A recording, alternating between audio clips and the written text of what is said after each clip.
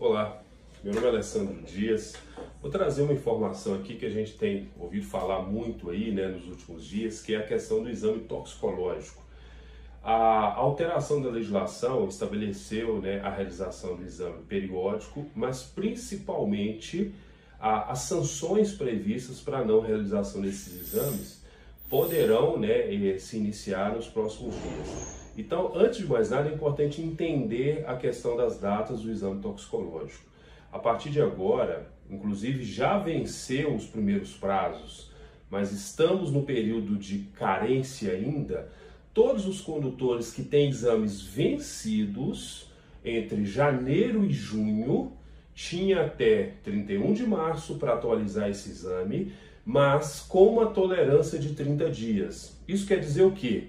Quer dizer que se o seu exame está vencido e sua carteira de habilitação vence no mês de janeiro, fevereiro, março, abril, maio e junho, você com a tolerância tem até terça-feira que vem, dia 30 de abril, para atualizar o seu exame toxicológico. Lembrando que essa exigência só é obrigatória para condutores que tenham categorias C, D e E, independente se exercem ou não atividades remuneradas, tá? Se você só tem categoria A, B ou AB, você não tem essa obrigatoriedade. Já os condutores que o exame, que a habilitação tenha validade entre os meses, com o mês de referência julho, agosto, setembro, outubro, novembro e dezembro, o prazo limite é terça-feira, 30 de abril, mas tem a tolerância de mais 30 dias. Isso quer dizer que você tem até o final de maio para colocar o seu exame em dia. Mais uma vez, só é necessário atualizar o exame toxicológico para quem está com o exame vencido. Ah, mas como que eu sei que o meu exame está vencido? Basta você acessar a sua CDT, a Carteira Digital de Trânsito, e passando as abas para a lateral, você vai encontrar lá a informação do seu exame toxicológico, quando que ele foi realizado, quando que ele venceu. Se ele não venceu, você não tem que seguir esses prazos, você tem que seguir o prazo regular de vencimento dele. Vamos dizer que o seu exame toxicológico está previsto para vencer em novembro. Então é só em novembro que você tem que renová-lo. Ah, mas existem alguns cenários que ainda não têm esclarecimentos, e é esse ponto que eu quero trazer para vocês. Primeiro, estamos falando muito aí da punição, da infração que ocorre quando o exame está vencido e a punição que você vai receber. Essa punição não é automática, ou seja, terça-feira eu não fiz toxicológico, na quarta-feira vai chegar uma multa para mim, eu tenho que pagar no banco. Não é assim que funciona. Existe toda uma legislação por trás e é preciso uma regulamentação para que isso aconteça. Até o presente momento, hoje são quarta-feira, 24 de abril, ainda não saiu a regulamentação de como que vai se aplicar a punição para estes casos. Está previsto no código, mas é preciso uma regulamentação, é preciso uma ficha de infrações, é preciso um procedimento e que isso seja regulamentado. Se isso for regulamentado até terça-feira, a partir de quarta-feira, aquelas pessoas que estiverem com o exame vencido e passado o prazo, elas de fato poderão sofrer as sanções dentro daquele rito normal de um processo administrativo.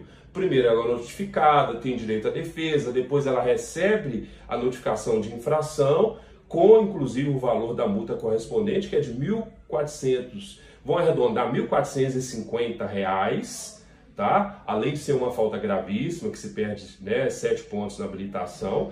Aí essas pessoas, de fato, sofrerão, sofrerá essa punição. Então, é importante você não ficar aguardando, porque quando sair a regulamentação, se ela sair até a data limite, ok. Se sair depois, vai se avaliar também como que vai ser feito para esses casos que já estiverem vencidos. Outros dois pontos que tem havido muito, tem tido muitas perguntas. Como que funciona se eu tenho a minha carteira vencida, mas eu estou no exterior? Eu estou passando férias nos Estados Unidos, estou morando em Portugal, enfim, em qualquer outro lugar do mundo que não seja o seu país de origem, o Brasil. Essas pessoas ainda não têm também uma regulamentação específica, mas naturalmente elas serão notificadas e elas terão um prazo para comprovar essa ausência dela do país naquele período.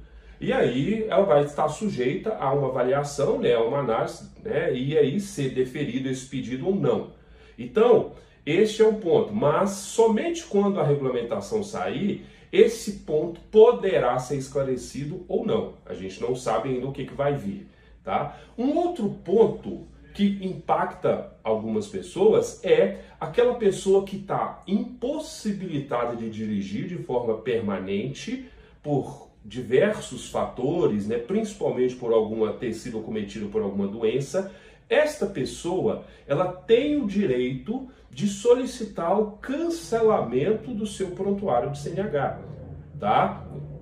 Você, no caso de Minas Gerais, não posso falar pelo resto do país, você tem esse procedimento no próprio site do órgão de trânsito, lá você faz a solicitação, claro, você tem que comprovar, né, essa condição e solicitar que aquele prontuário, ou seja, aquela habilitação sua, tenha o prontuário, né, cancelado. É como se você deixasse de ser uma pessoa habilitada.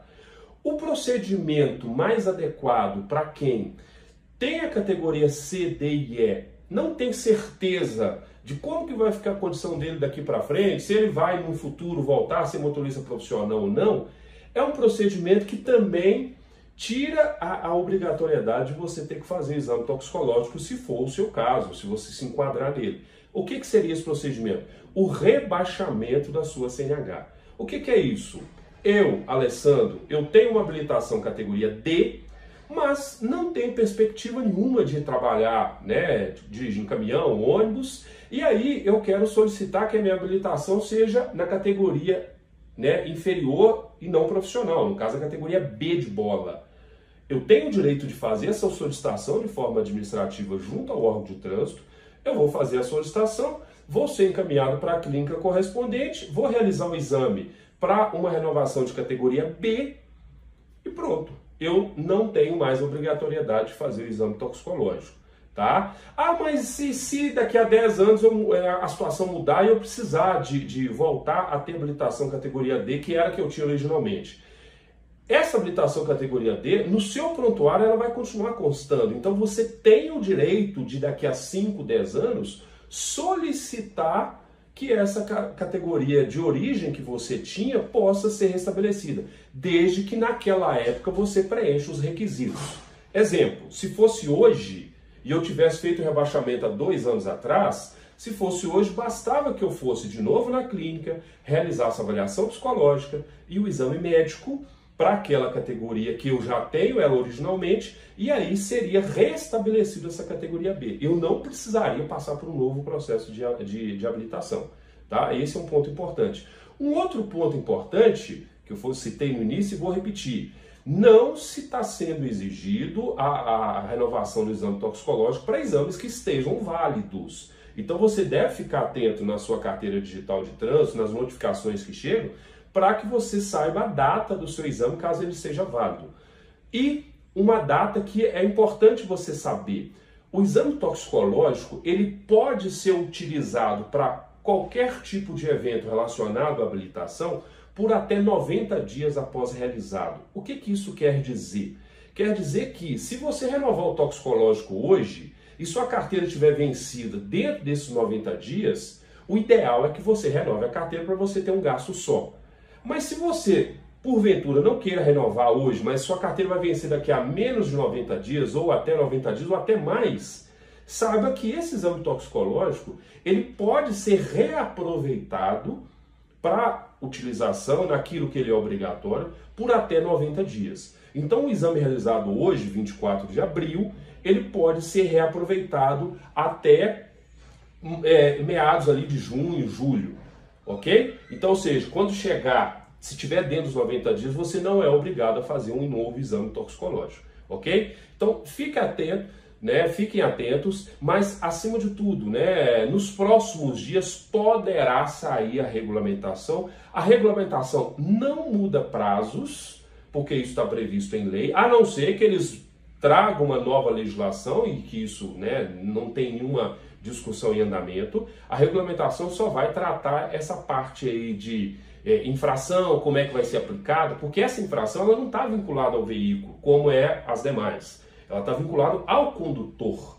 Então, como que isso vai ser aplicado, de que forma que isso vai ser cobrado de forma efetiva, ainda não saiu a regulamentação. E um detalhe, isso não é feito em Brasília, tá? Esta competência é do órgão de trânsito de cada um dos estados da federação. Então, sua habilitação é de Minas Gerais, é de competência do órgão executivo de trânsito de Minas Gerais, né? O antigo Detran MG, ok?